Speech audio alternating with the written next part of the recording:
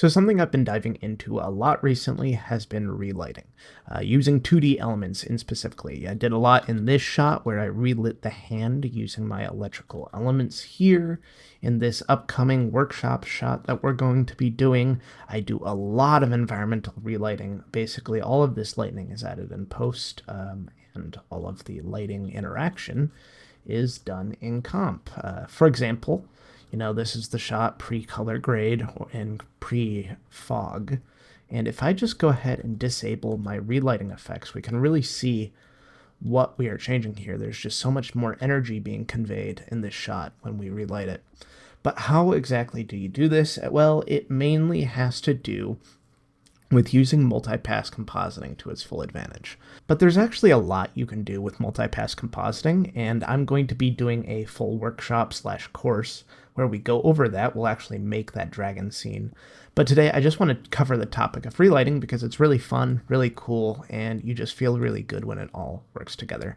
So the main principles of relighting using 2D elements in specific are to, one, you have to have an element you're going to be relighting with. For me, these are the electric pack effects from Film Riot, and I have a basic setup here where I have my glows, which are this option, which I am plussing over my footage. So if we disable that, we'll see it's just glows.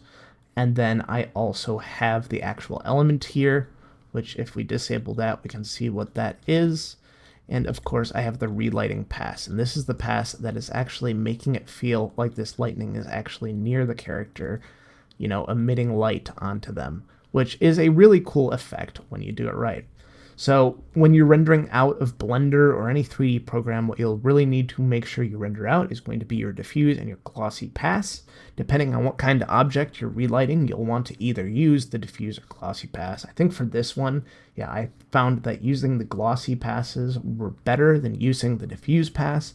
But I've also had instances like that hand shot with the energy ball where I've used the diffuse pass to do a bit more flat relighting. So in a normal shader rebuild setup, you would plus these two passes together and then multiply them by the glossy color. If I actually take another shuffle node and add in a glossy color pass, we can see what that is.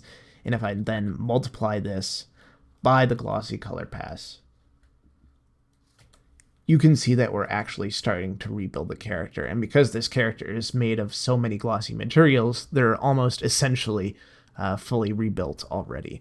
But we don't want to multiply it by that pass. We just want this lighting information. I then hue shifted it as well because I changed the eye color, but that's not important. So taking my element, I just have this lightning effect from Film Riot's electric pack. I moved it into place, and then I did a luma here because it doesn't come with an alpha key. And then I just did some grading to give it that gold color. And then after doing the grading, I just did a bit of chromatic aberration and plussed it over my character, and that got me my base effect. When I wanted to do the relighting, I had to do a little bit more, so what I did was I gridded it up even more to make it much brighter, and then I did an exponential blur setup, where you take 3 blur nodes and you basically exponentially increase the values. So I have 2, 4, and 8 here, and then you take 1 plus node and plus all of those together. I wanted to boost the center even further, so I actually added a grade node and just multiplied it even more. That just gives us a even brighter center point, but it depends on your shot. I mean, lightning is supposed to be very bright, so I wanted to make sure that that got conveyed. Now, instead of multiplying our glossy pass by the glossy color like we normally would, I then multiply it by our exponential blur setup. And we can see we get essentially a pass that is just the character being lit by this element. And if we plus that over, we finally get our relight pass. Now, what are the shortcomings of this? What are the pros?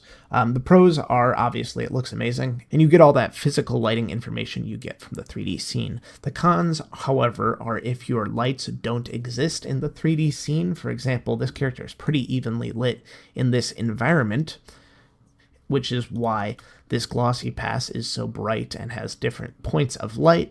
Well, if you don't have a point of light over here, there's nothing to multiply this color by, so there's not a lot of color on the right side. So how would you get around that? Well, 1, you could throw another light in the scene, or 2, you could take a shuffle node, bring that color back in. So I'll take the color pass, glossy color, not diffuse color. So we have something like this. It will basically copy this setup and add it over. So I'll take a new multiply, and I'm going to make this really easy and fast here. And I'm just going to multiply this by this.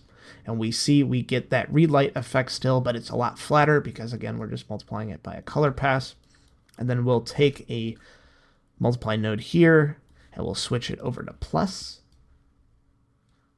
And what we can do is we can decrease this plus just so we're getting a little bit of that relight. So here, I think like a value of like 0.2, if we mix that in, we can see we're really filling out those areas that there are no lights in the scene hitting it. And if we look through our final shot, we can see that adding that light actually really helped in those areas where there weren't any lights.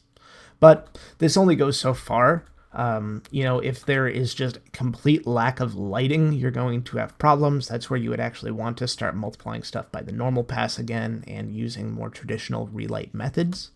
But I just thought this was a cool little trick for relighting elements using 2D cards or 2D objects, which I haven't seen anyone really go over. So hopefully that helps you guys. We'll be going over stuff like this and much more in my big Blender to Nuke workflows workshop, so stay tuned for that, and I'll see you in the next one. Peace.